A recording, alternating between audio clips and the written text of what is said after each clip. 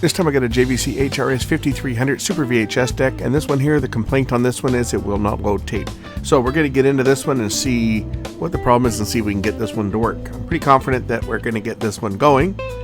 But these were made on the decline of JVC. These mechanisms that they made here, instead of getting simpler, they got more complicated and just turned into absolute crap. Okay, I've got power to the unit.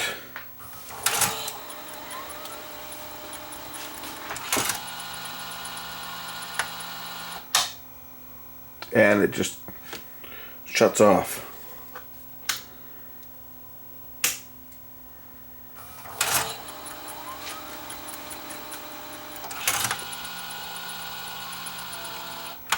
I think the problem on this one is actually the front loading mechanism is it's jammed. It's not raising the basket up. I think that's the problem on this one.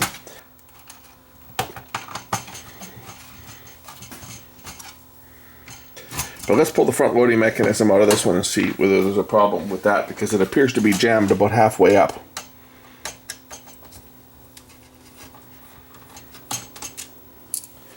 I think that's the problem with this one.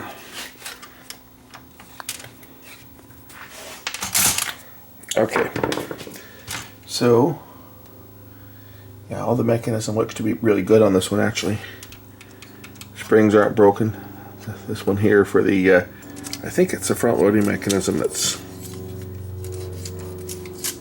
may have a bit of a problem. Let me just run this through by hand and see how it works. This basket looks to be kind of foobarred.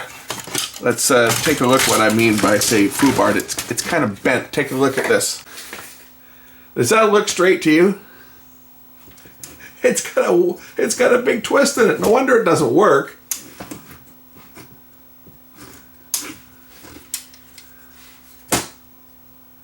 As you can see, there's a bend in this, or is there plastic parts that are broken? I think there are plastic parts that are broken is what it is. Oh, wait a minute. It just has to be snapped back together. That's all it is. This has been pushed out.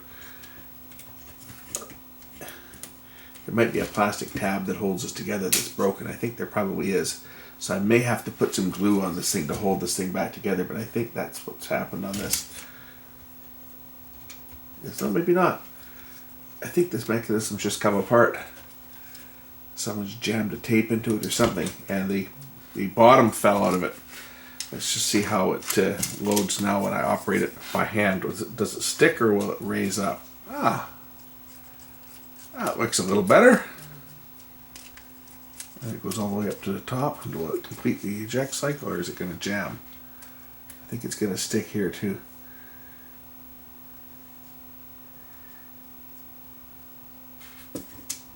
That piece is jamming. Okay, it looks like this, maybe this this holder is bent too. You see this arm? It's kind of bent up like that. I think that needs to be straightened out a bit. It looks like this, and it looks like the top is bent. Look at the warp here. It looks like someone may have maybe dropped something on this or slammed their fist down or something. But this basket, this looks like it's kind of twisted. See if we can straighten this up a bit.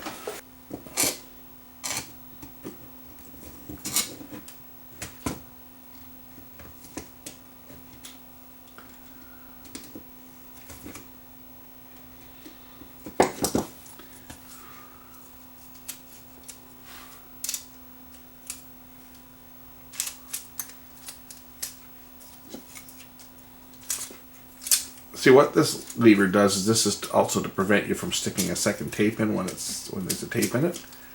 That drops down in front of the door to actually prevent you from putting a tape in. That's what this is for. Sticking. Okay, I see what's happening here. It's sticking on this other. There's another little lever right here that's hanging down. And it's sticking on that. Sticking on this little lever right in there. I'm just going to use my soldering iron to mushroom over a piece of plastic that's broken. What's happened, that metal lever there is coming out of position and causing the front loader to bend. So I'm just going to mushroom over a piece of a tab and basically reform the catch that broke to hold that piece in position. And that should hopefully fix that. This past month, my HVAC system went down. I had the heat pump guys out today to give me the bad news that I need a new system. Well, that's going to be fun. $16,500 to replace the system because they can't get the Freon anymore to recharge. My Freon is leaked out. But because it's R22 is banned, so I have to buy an entire new system. As ridiculous as this is, they can't reuse any components. They can't even reuse the copper piping that goes from the outside unit to inside because it's a different size. And apparently there's no such thing as an adapter to adapt the larger pipe to the newer, smaller pipe. I got to get a new gas furnace. The backup furnace also has to be replaced. The backup furnace probably doesn't have hardly any hours on it because it's only used in extreme cold or when the outside unit needs to defrost. So it comes on for like 5 minutes, if that 3 minutes, and then goes off. But that has to be changed out too because now it's all obsolete. This throwaway world, I got 23 years out of this system and I got to replace it. They got to rip out walls and ceiling, and they got to get a new vent because you can't use the B vent system now, B vent furnace. We've all got to go to these stupid high efficiency furnaces that require the PVC vent pipe, which is another nightmare to get in here. Got to reinstall the cassette housing now.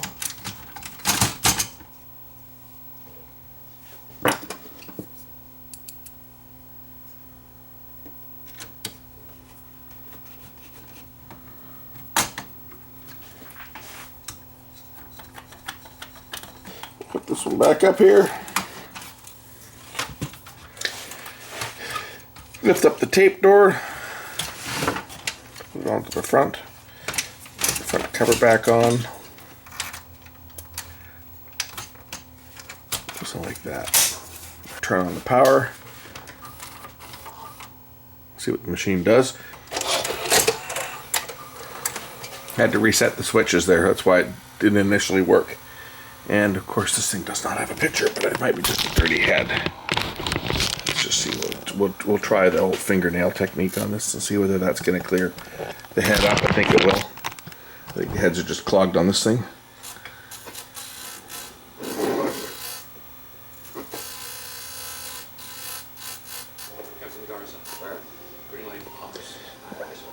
Well, looks like we have, there we go.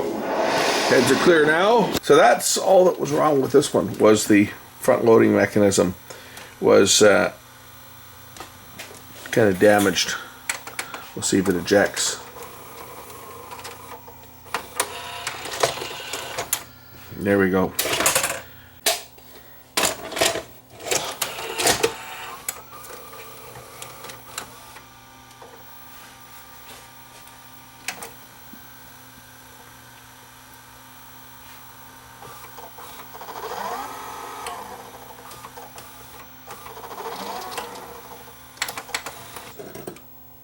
Guides are tight. Nothing's coming loose on this one.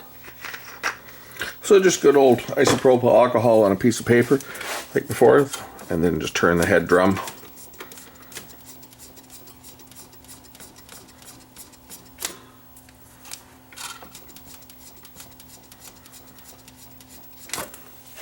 Good old cotton swab for the audio heads and full erase head.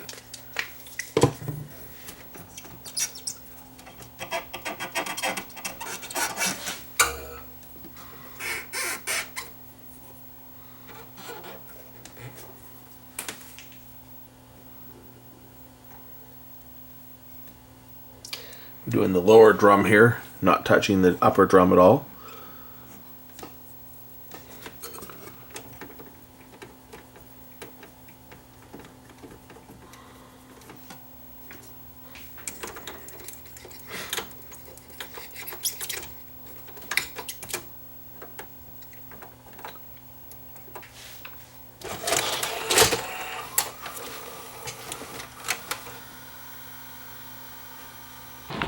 the head is contaminated again. I have a feeling that this head cleaning wheel that's on here that's supposed to clean the heads is actually contaminating it. Let's see if my theory is true. I'll just clear this off with my fingernail a bit here.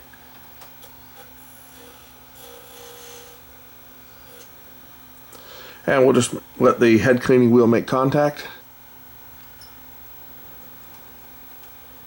Let's see if it'll contaminate the head again. Ah, yep. So all I did was I just pressed the head cleaning wheel up against the head drum and it went snowy.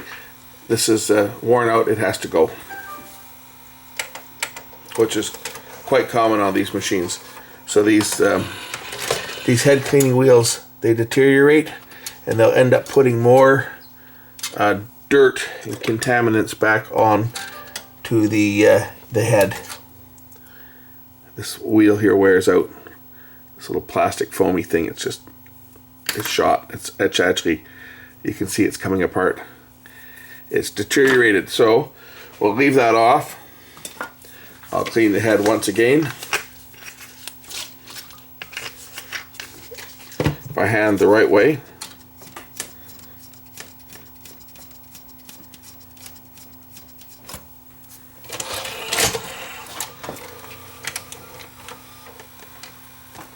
No problem. So yeah, when you see those head cleaning wheels, it's a good idea to take them off. Thanks for watching. We'll catch you again on the next one real soon.